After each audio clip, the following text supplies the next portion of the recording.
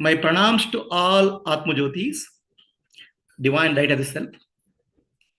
I welcome all of you for today's session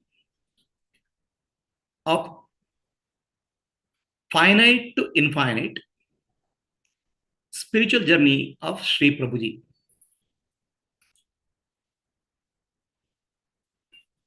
Let us understand what is this spiritual journey all about.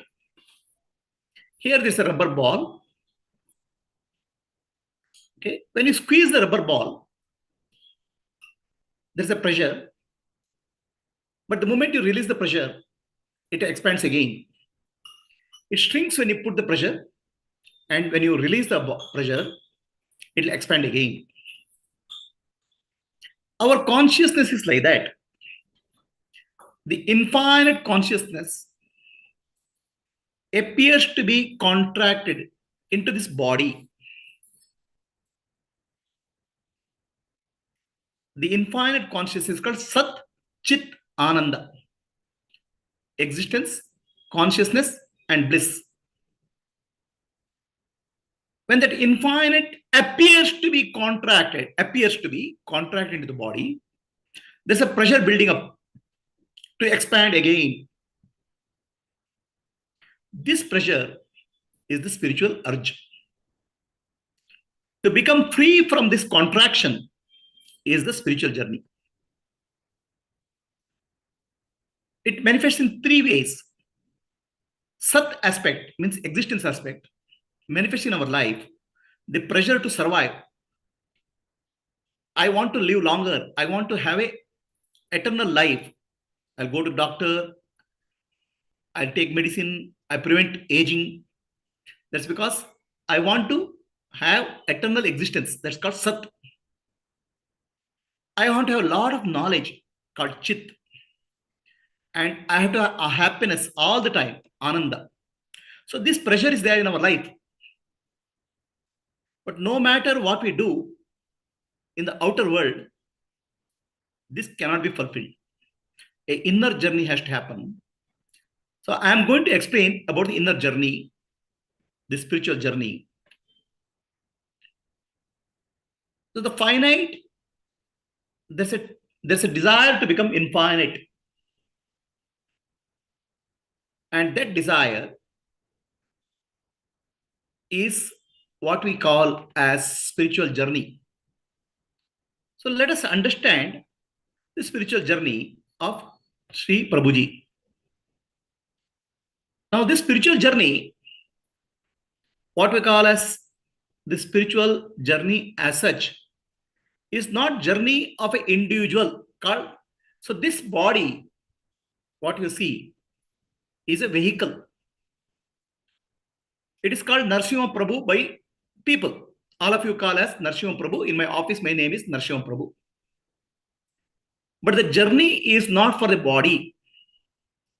Journey is for the consciousness which is functioning to the body. It's called Jivatma. In English, it's called soul. And the name of the soul, for clarification purpose, I use the word called Sri Prabhuji. The journey of Sri Prabhuji, journey of not Narsimha Prabhu. Narsimha Prabhu is the vehicle. It's like when the car is going, the journey is not for the car, journey is for the driver. So the driver of this vehicle is called Sri Prabhuji or Jivatma, the soul. The journey requires a roadmap, a direction, a guidance. Fortunately for us, beautiful direction and guidance comes from Upanishad. The teachings of Upanishad, Pradnanam Brahma, Ayam Brahma, Tattvamasi, Aham Brahmasmi, give us the path forward in the spiritual journey. So now, what is this journey all about? All of us feel I am somebody. Everybody feels I am this body, I am this mind, I am this intellect. When the body becomes old, we think, oh, I have become old. When the body is diseased, we think that I am diseased, I am suffering. When the mind is agitated, we say, I am unhappy, I am happy. So this is where we call as I am somebody. The spiritual journey is first to realize I am no body. I am not a body. ನಾನು ನಾನೆಂಬುದು ನಾನಲ್ಲ ಈ ದೇಹ ಮನಬುದ್ಧಿ ನಾನಲ್ಲ ಸಚಿದಾನಂದಾತ್ಮ ಶಿವನಾನ್ನಾನೆ ಶಿವೋಹಂ ಶಿವೋಹಂ ಶಿವೋಹಂ. I am not the body, I am not the mind, I am not the intellect, I am pure consciousness. This body is a vehicle, I am not the body. So that understanding comes, that's why I am not the body. So then a deeper understanding of life makes you understand that I am everybody. Everybody what you see in the world, your friends, relatives, your enemies, everybody is nothing but a body, vehicle. The driver within the vehicle is same. The driver within the vehicle is called the consciousness. So in my vehicle, the consciousness I call as Sri Prabhuji. This body I call as Narsimha Prabhu. It's like I call my car as Maruti Celerio and the driver as myself. The body is the vehicle called Narsimha Prabhu and the driver is called Sri Prabhuji. So I am somebody to I am nobody to I am everybody is the spiritual journey. So the spiritual journey is a personal I. When you identify the body, it becomes personal I. We say, oh, don't take it personally. It's not for you. Personally means we can identify the body. Body gives the personality to the world. So the world recognizes me through the body, the consciousness to the body. So that personality, personal I is the body and mind. Then gradually we realize this entire body, all the whole of the universe is functioning because of the consciousness or Ishvara, universal consciousness. I'm a part of that. So from personal I, start becoming a part of the universal I.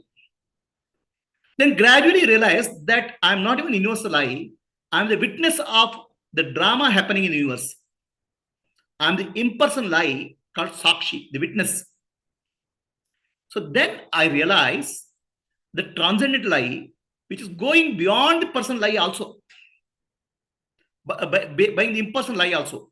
The transcendental I is there's no world, no body, no mind, nothing is there, only pure awareness is there. That is called absolute reality, called Parabrahma. So this is what I call as the spiritual journey.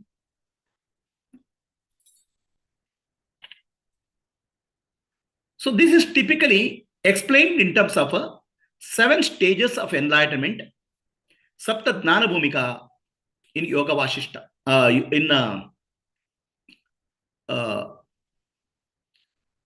Sapta Dnana Bhumika in Yoga Vashishta.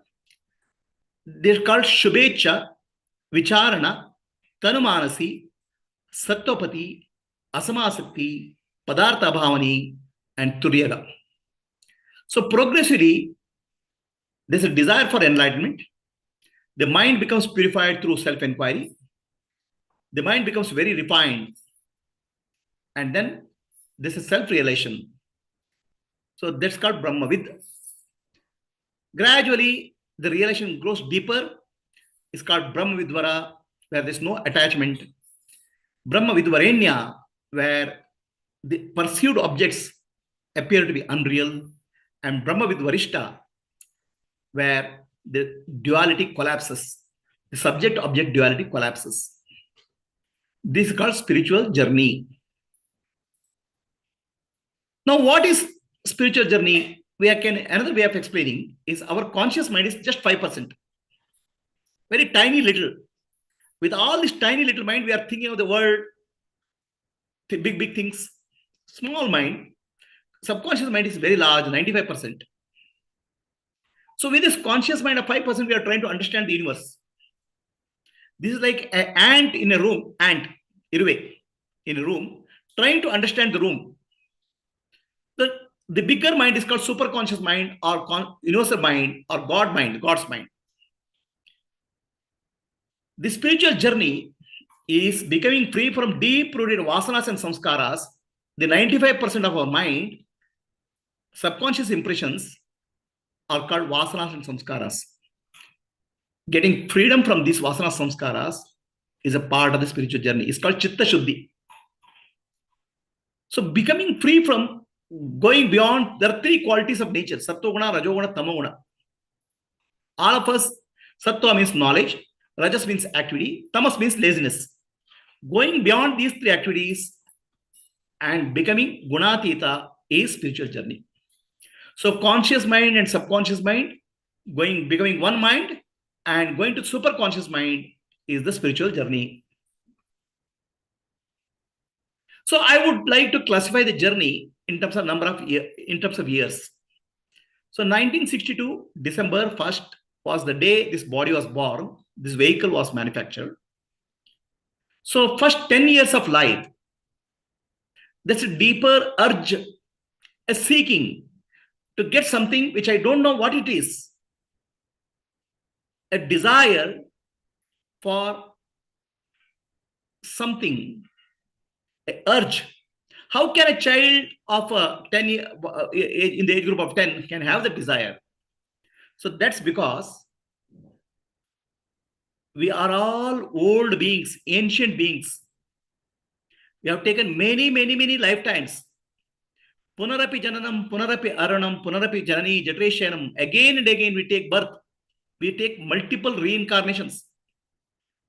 So when we say Narsimha Prabhu, this body is 63 years old.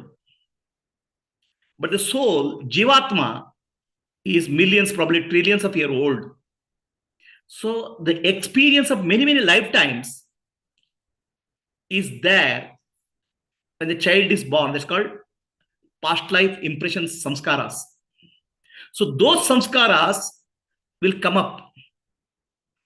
Without asking anybody, the spiritual urge comes up because of the previous life sadhanas, practices.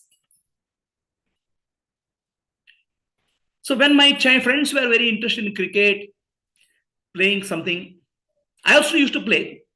But there was somewhere I was looking for something which is beyond this cricket and play. I had an interest in yoga. There's nobody who teaches yoga near my house, near anywhere. I used to see a picture of a book of a yogi sitting in meditation, and I used to put my legs in Padmasana and try to meditate and simulate that yogi's picture. Unknowingly, there's an urge for yoga, meditation was there. Once in a while, my parents used to take me to Harikatha. I was so attracted by Harikatha. At home, I used to sit and I try to emulate the Harikatha Dasa. So this is all a signs of spiritual urge in a young child. So fortunately for me, in 1972, around that time, I found my yoga guru who taught me Hatha Yoga, which involves the 8 stages, Ashtanga Yoga, Yama, Niyama, Asana, Pranayama, Pratyahara, Dharana, Dhyana, Samadhi. For a child, he systematically taught many things to the extent he knew. Then I got initiated to Kundalini Yoga and service. This was my life from 1970 to 1984. So the first thing which I came to learn in my early childhood was the value of service, yajna. I was coming from a lower middle class family, studying in a government school where the teachers are poor quality, no teaching is there. My father had one ambition. Somehow you pass SSLC with good marks, you'll get a really good job. SSLC is the best, highest we could think of at that time. But I didn't know how to get a good marks in SSLC because there's no classroom, there's no teachers in the classroom. Our teachers who come, they'll ask for tuition, and we didn't have money for tuition. Then I stuck with one solution. If I'm able to teach somebody, I have to learn and I have to teach somebody. In the process of teaching, my understanding becomes better. So this is where I started teaching my classmates who were also struggling. So it so happened that my teaching helped some of my classmates who were about to fail. And I also got a very good mark in SLC. So I understood the principle of life in a very hard way. Give to grow. What you want in life, you have to give. If I have knowledge, I want knowledge. I have to learn how to give knowledge. And this is principle of yadna. Nobody taught me yadna, but I learned for survival. So this is where my later concept of understanding of Atmano Mokshartam Jagadadai came. Self-realization, selfless service is the ultimate. So this is what my learning in 8th standard, when I was trying to struggle how to get a good marks, 9th standard, when I was struggling trying to understand how to get a good marks in SLC. So for me, my spiritual guru, first guru, was Yogacharya Sri Shrenaiji. He taught me the Hatha Yoga, the principles of Hatha Yoga, where through Yogasana, pranayama, pratyahara, dharana, dhyana, getting into deeper and deeper meditative states. Then I had a fortune of being initiated into Kundalini Yoga by Yogiraj around 1975. That's about when I was 13-year-old. So most importantly, before this, at the age of 8, I was initiated to Gayatri Mantra and Upaneyanam. Faithfully, I was doing Sandhya Vandana 2 times a day. Gradually, my mind had become, I was understanding the play of the mind. Mastery of the mind was happening through yoga, Kundalini Yoga, Hatha Yoga, Kundalini Yoga, and Sandhya Vandanam.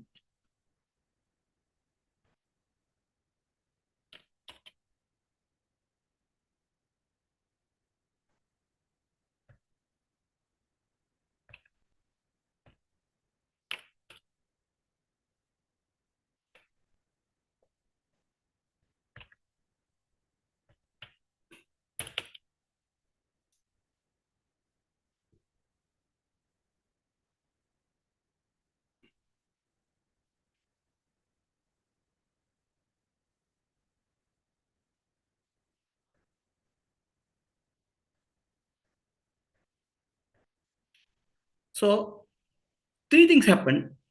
The formal Sandhya Vandanam, Hatha Yoga, Kundalini Yoga was my learning in my early part of my life. By practicing Hatha Yoga, various sadhanas, gradually I started realizing the 3 bodies, these 3 bodies consist of gross body, subtle body, causal body. Nobody told me on the names of this. But in their experience, I started recognizing Stula Sharira, Sukshma Sharira, Karana Sharira. Then also I started gradually recognizing Annamaya Kosha, Pranamaya Kosha, Manomaya Kosha, Vijnanamaya Kosha, Anandamaya Kosha. It's not very, very clear understanding, but gradually I started developing a deeper understanding the body-mind complex. Also, I started developing the deeper understanding of the inner energy system, channels of energy, and chakras within the body. So gradually my understanding of the body-mind complex was increasing. Then I wanted to get a mastery over the mind. There's too much of stress in life. Coming from a lower middle class family, pressure for marks. I wanted to make my mind calm, peaceful.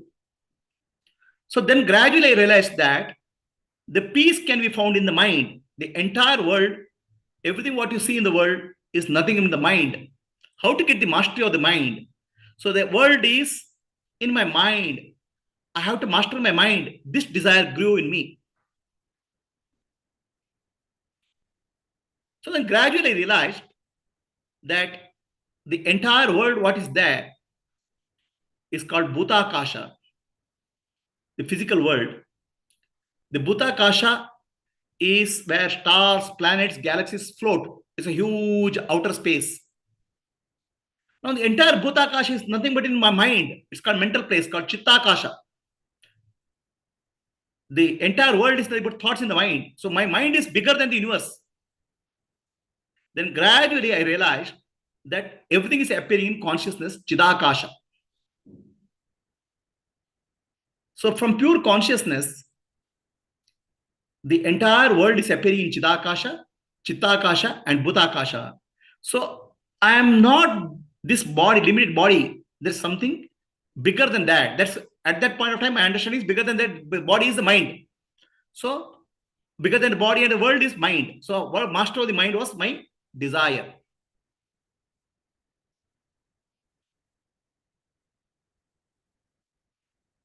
So there's a gradual understanding also. The pure consciousness, Brahman, reflects in the body, reflects in the mind as Chidabhasa. And body gets animated. This animated body mind is able to see the world because of the consciousness. These are all my gradual understanding, unfolding of life, unfolding of understanding in my spiritual journey during first 15 years of my life or more than that.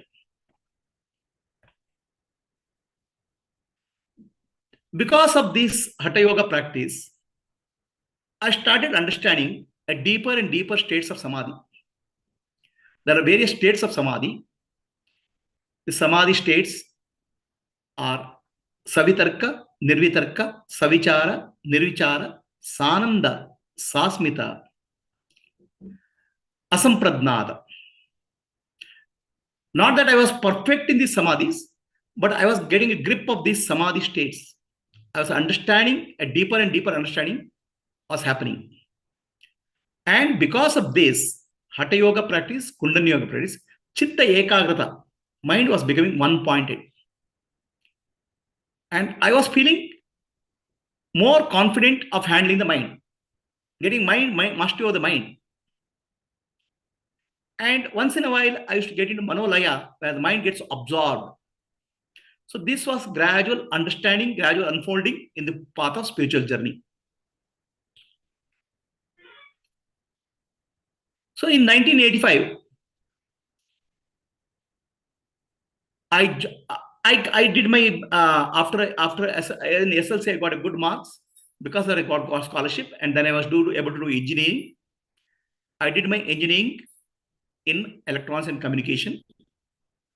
So then I went to study in IIT Mumbai. The IIT Mumbai in Pune, I did my master's MTech. But along with the study, the great thing for me was nearby, next to IIT, Chinmaya Mission. Sandeepini Ashcharya of Swami Chinmayananda was nearby. During weekdays, a lot of pressure is to be there on studies. During weekends, I used to run to Swami Chinmaya Mission, enjoy the bhajans, sometimes some discourses by monks. So along with my master study, I was also getting a gradual understanding of a spirituality subject in Chinmaya Mission. So these are the people who influenced me deeply in philosophical system. Sri Bannanja Govindacharya was great scholar in Advaita Vedanta. I had a good opportunity to interact with him, understand the Vedanta, Advaita Vedanta from his deeper understanding of life. Then Arsha Vidya Kendra had a center in Bangalore. One of the Swamijis there gave me a good understanding of Advaita Vedanta. Mata Amritanami blessed me with a deeper understanding of love and service, selfless love, pure love and service.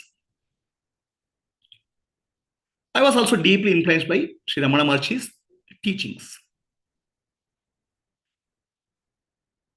I had joined the work profession in 1987. My job is as an electronic engineer was to find a noise in the electronic circuit. That time, electronic systems are very complex and systems are failing. Nobody understood why the systems are failing. Noise was the problem. How to find the noise, where to find the noise, how to fix the noise, nobody knows. At that time, no tools or methodologies were available because I was working in a research organization. So job was given to me. Nobody wanted to do the job because to find a noise is not easy. You have to sit patiently, watch hours together, identify the source of noise, how to control the noise, how to manage the noise. It requires infinite patience, tremendous patience. Noise can come from anywhere. How to handle noise. So my job was everybody wants to do something. Okay, let me do something. Let me design a circuit. Let me do programming. For my job was mainly observation, not doing anything. Observe, observe, observe from morning to evening. Find the source of noise. Try to see where you can eliminate noise. In a way, my profession became a blessing for me. Big blessing. So the work became karma yoga. I developed infinite patience. I developed the ability to find noise in electronic circuit, and I was able to solve the problems which my seniors, many of the people in the organization could not solve. I was promoted very rapidly, and my work was for me karma yoga, karmanne vadikaraste. See, everybody as an engineer, they want to do something and get a name. For me, there is nothing. There's nobody will give the name. Nobody will give the fame. It's a dirty job, practically, observing the noise and trying to fix the noise. But all the time, my mind was how I can make this work, how this electronic design, what we are doing, can be useful to the society, how many people can become benefited. So this was my mind focus. Continuously, mind was single pointed, and finding a noise, you can't expect result also. When the result will come, no attachment to the result. Just observe very faithfully. And unknowingly, this had become karma yoga. Karmanne vadikaraste ma phaleshu kadachana became a reality for me in the professional life. So they come home. I got married in 1992. 1987, when I do the office work, I'll come home. Office work was very heavy, not like today's 9 to 5 job. It'll be 9 to 8 o'clock in the night. Come home, then sit for meditation till 1 o'clock in the night. I didn't have any other time. So, karma yoga in the office and dhyana yoga. Now, what is dhyana yoga? Nobody taught me what is dhyana is all about. I didn't know what dhyana is, meditation is. I was sitting and observing. In the office, I was trying to find noise in the electronic circuit. For me, there is a noise in my head, thoughts. How to get rid of this noise in the head? For me, what I did as an electronic circuit in the office, observing, observing, observing. Here also I started observing. I became Sakshi internally. Nobody told me the word Sakshi. The word Sakshi I didn't even know. But I was observing patiently what's happening, where is the noise coming. Of course, I had an understanding of energy system, chakras, and all those things. But I didn't know source of noise. I didn't know that I thought is the noise. I was observing that. So then I got married. Thankfully, my wife and 2 children, they also supported spiritual journey and they also participated in the spiritual journey. So I had no problems at home. So come from office, be with family for some time, and sit for meditation. That's why my routine.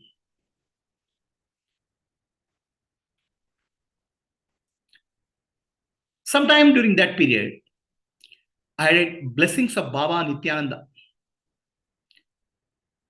I had an opportunity to do service for taking the teaching of Baba Nityananda, recorded in an audio cassette, and transcribing it. I didn't know such a blessings will flow in the life for simple task of doing transcription of audio of Baba Nityananda's devotees. Blessings started flowing in life. Baba Nityananda comes from Kashmiri Shaivism tradition. He's a Avaduta, great saint. Of course, at that time, he was not there in the physical form. I was doing the work for that, for Baba Nityananda's ashram, devotees, and that became a great blessing for me. So I understood how the blessings can flow when you do service for the Mahatmas. Sometime in 1989 time frame, I think, when I was sitting for my evening Sandhya Vandanam, energy started rising from the base of the spine into the top of the head called Brahmarandra. There's a deep awakening of the energy. So this awakening we call as Kundalini awakening, awakening of energy, whatever is that. But that had deep impact on me. When I opened my eyes, I felt a deep connection with the entire universe. As I know myself as a body no longer was true. The body is made of energy. Entire universe is made of energy. Entire universe is made of energy. And as energy, we are connected. The whole universe is one flow of energy. This was the realization. It's called awakening of energy. Shakti. The Divine Mother called Kundalini had awakened in me. And that was a blessing. I started feeling oneness with the whole world, oneness with the universe. The universe we call what we call universe has a gross form called Virat, a subtle form called Hiranyagarbha, and a causal form called Ishvara. There's a deeper connection to the universe. So the universe is a whole, a bigger entity, and I'm a part of that. But now no longer I'm an individual. I'm a part of the whole. That understanding was there. And this was not one-time understanding. It's a continuous understanding. Everything in the universe is one reality, and I'm a part of the reality. And this is where a deep love opens up. And I started loving chanting God's name. So far, I was not very religious in that sense. I was a yogi, but I was not a bhakta. Chanting of God's name used to give joy to me, tremendous joy.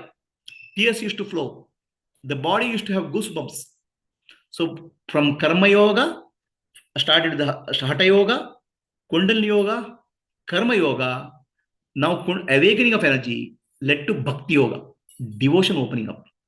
And this devotion is not a concept. God is not a concept. God is the whole universe is the God, one form of God. It's called Virat. So that was the macrocosm and microcosm is one reality. Yat Brahmande, Tat Brahmande, that became more and more clear. What is there in the microcosm? What is a macrocosm? Is a microcosm. Microcosm is macrocosm. Microcosm is the body-mind complex. Macrocosm is the universe. That's one reality. So then gradually there's a relation, deeper level relation. 1989, awakening of energy happened. When the energy awakens, the three centers in the body gets opened up. The six chakras gets opened up. Muladhara, Swadhisthana, Manipura, Anahata, Vishuddha, Adna, and Sahasrara. Correspondingly, three main centers in our body, the Nabi center or navel center in the stomach area, the heart center in the chest area, and the wisdom center in the brain area, forehead area, they open up. So the Divine Mother, awakening of the Divine Mother in us leads to three centers. In the navel center, Nabi center, it's called Kriya Shakti. We also call Lakshmi, Durga. Opening, which is actually, we become more action oriented. Now the action is selfless action. There's no selfishness. The doership is not there. The cosmic, the divine energy operates through you, and that is become Kriya Shakti awakening. That's called Durga. Then heart center starts opening up. It's called Lakshmi Shakti. A deep amount of love, universal love. Divine Mother is nothing but love. Love for the entire universe, love for all living beings starts opening up in the heart center. And that's called Lakshmi Shakti. Then another energy opens up in our brain center, nervous system, the wisdom energy. It's called Saraswati. Jnana Shakti or the wisdom energy, Prema Shakti, love energy in the heart center, and action, energy of action, Kriya Shakti in the stomach. So what happens? Wisdom energy opens up. You start understand. I started getting understanding of deeper and deeper and deeper and subtler aspects of spirituality. Nobody had to tell me. Intuitively, I know very deeper and finer aspects of spirituality, which no book can explain. Nobody can explain.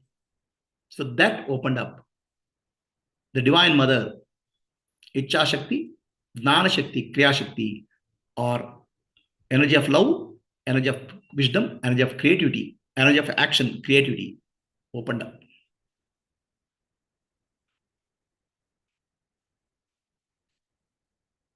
So beyond this point, 2000 onwards, 2000 is actually, I'm 28-year-old, married, 2 children. My family life was very beautiful. There was no disturbance, my wife or children. They were all part of the spiritual journey. And this I would again call it as a karmic connection, good karma.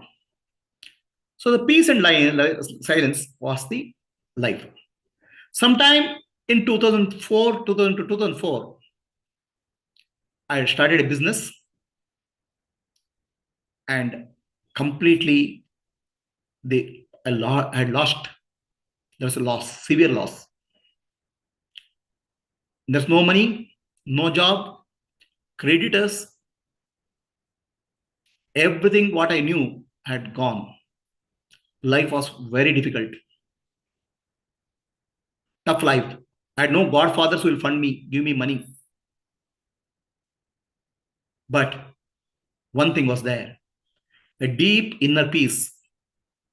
I was not at all affected by outer happening. The life was very rough. I had to go through tough times. But mind was calm and peaceful. Nothing seems to disturb me. The money, loss of job, nothing was affecting. This is what I learned, the essence of Bhagavad Gita. Dukeshu anudigbanaha, sukeshu vigataspraha, vitaraga bhayakroda, stitayim nruchate. The state of enlightenment is not getting disturbed, not getting depressed with the sorrow, not getting elated with the joy, not having attraction, repulsion, having internal stability is the main spiritual journey, is the essence of spiritual journey. It's actually getting established in the inner self, which gives you stability. That is spiritual journey. And people create a lot of trouble for me. I was abused. People shouted at me. When I had to go through very tough time from people, but I had no anger or fear, anything. The blessing was there. The mind was peaceful and calm. So then I did a couple of times Vipassana practice. Vipassana is a practice where you observe the body from head to toe. In the process of observation, gradually you realize that impermanence of the body. Buddha's main teaching is impermanence, what he calls anicca. The body is nothing but a sensations rising and falling. There's no something called solid body. So this was a deeper understanding of life. Then I had a fortune of meeting Sadguru Ajja in Puttur. He is an Avaduta, a fully enlightened being. He gave me initiation to Atma Vichara or self-inquiry. Who am I? That's the first time I got the initiation into self-inquiry, Atma Vichara. And something opened up within me. So far, all this yoga sadhana, all the awakening of energy, the mind was still active. Now, suddenly, with the self-enquiry, the last trace of the mind, the sense of self dropped. Then there's a realization that only awareness is there, stillness is there, silence is there. Now I didn't need any more practices. All practices of sitting in meditation, all those things are no more required. If I want to sit in meditation, I can sit. But they were not required to make the mind silent. Mind was silent. The noise had gone. Finally, I had found the source of noise, the I thought, unreal I thought. So I did a lot of observation to find out source of noise.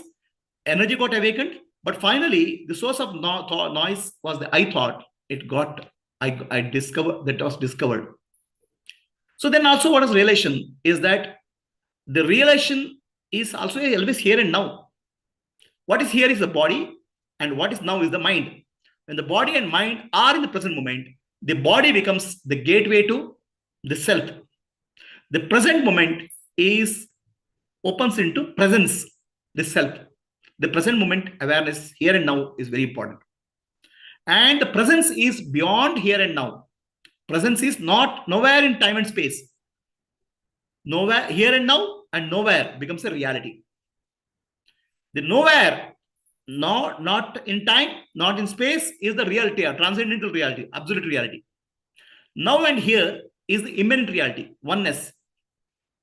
So the oneness and nothingness, both are simultaneously present. It's not opposite of one each other. So therefore, deep peace and silence was, I realized. And no longer any practices are required. It's called Sahajasthiti. So gradually, a group of people started coming to my house. We started satsang, all informal way, not in a commercial way, no commercial transactions. Some people found peace, silence, and gradually it became what we call as Atma Jyoti Satsang, or the Light of Self Foundation. And teachings also started growing in the form of and it started becoming Atma Jyoti Vishwa Gurukulam, because many people from different parts of the world also participated. And when the internet became, when the online education became more valuable, available, earlier it used to happen, the classes happened in the house. With the online, many more people got benefit. So it started growing satsang activity. There are many satsang activities were held. Myself, my wife, family members, and many of my core students, they started participating and helping various activities of service.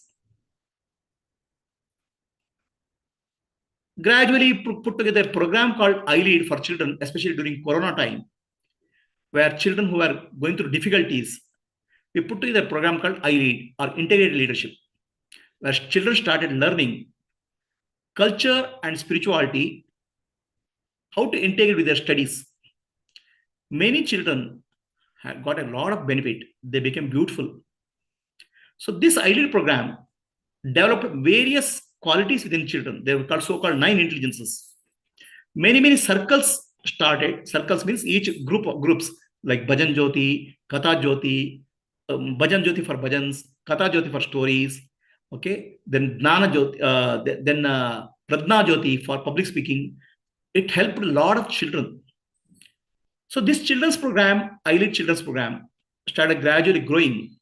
Today we have we are working out, we are opening a Vichara Gurukula, where cultural and spiritual values which are important through I-Lead education, with the modern education of artificial intelligence, robotics, science, technology, mathematics. We want to give children in the environment of a Gurukula in a smaller way, Gurukula in your neighborhood. So science and spirituality should coexist. This is what our rishis discovered. Our rishis discovered many scientific principles. At the same time, they were enlightened. So this is what we want to impart as education to children through Vichara Gurukula. So looking back, the spiritual journey involved First part of a spiritual journey is karma kanda. Karma kanda means doing sandhya vandana, which builds a lot of discipline. You have to get up in the morning, do sandhya vandana. You have to do yoga practice. At 4:30, you have to get up. Okay, take a cold water bath. 6 o'clock up to 6:30, you do yoga. Self-discipline develops. And then karma yoga, which I did in office. My office became my temple. Karma yoga leads to chitta shuddhi, purification of the mind. Because the work which I was doing, I could not get attached result because I didn't know what the result is. They know when to find the noise, I don't know what the result is. You have to be very open, very carefully observe. No attachment to results and work dedicated to service. Inner purification happens. That Kundalini energy awakens. It's called as a part of Upasana. Karma Yoga became Upasana, and a deep oneness was felt with the universe. Love, selfless service, and wisdom opened up. Finally, through self-enquiry, blessings of Putturaja, I realized the falsehood of the sense of I. So, final understanding with this Nanu, Nanembudu, Nanalla, Ideha, Manabuddhi, Nanalla, Sachidanandatma, Shivanannane, Shivoham, Shivoham, Shivoham. Here, the spiritual journey I can summarize in another way. First part of spiritual journey is, initially, we have a concept of Dehoham, Deha Aham, Dehoham. I am the body. So Dehoham,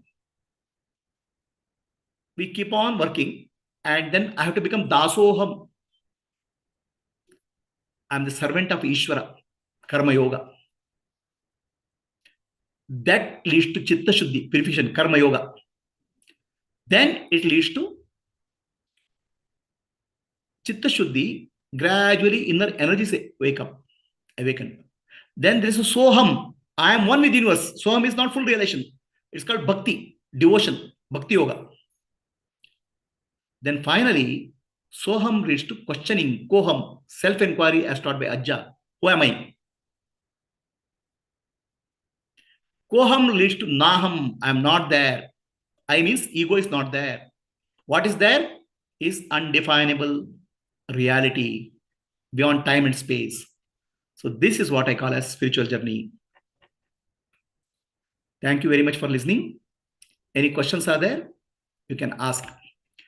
Normally, the spiritual journey, I don't share publicly, but since the Satya Sai University requested me to talk to their students about this, so I gave the lecture on 9th of January. So they am repeating for the benefit of Atma Jyotis. Anybody has a question on Zoom?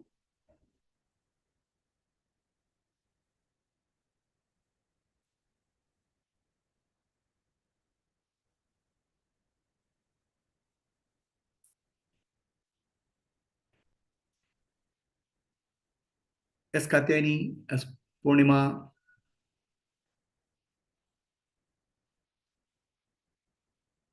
Asha, any questions? Anybody? Deepa? Unmute. You have to help unmute, Gayatri.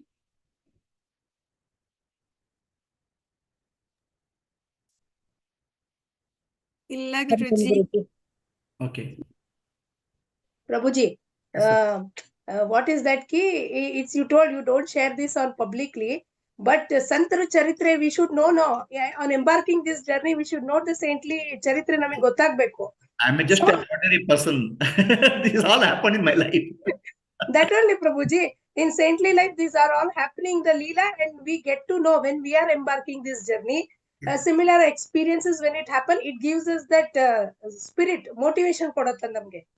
ಅಯ್ಯೋ ಹೌದಲ್ವಾ ಇದು ಒಂದು ನಮ್ಗೆ ಶಕ್ತಿ ಕೊಡುತ್ತೆ, ಶಕ್ತಿ ಸ್ಫೂರ್ತಿ. ಹೌದು, ಈ ಜರ್ನಿದಲ್ಲಿ ನಾನು ಹೋಗ್ತಿರೋ ದಾರಿ ಸರಿ ಇದೆ, I am going on the right track ಅಂತ. So I was really always, since Mumbai, it was my wish that I should know your personal journey. But so here I have not told any miracles or anything. Okay, I made it very plain. This thing, a lot of miracles happen in the journey, not because of me, because of blessings of God, Bhagwan. Okay, that I didn't want to mix up with the journey. Make it very plain.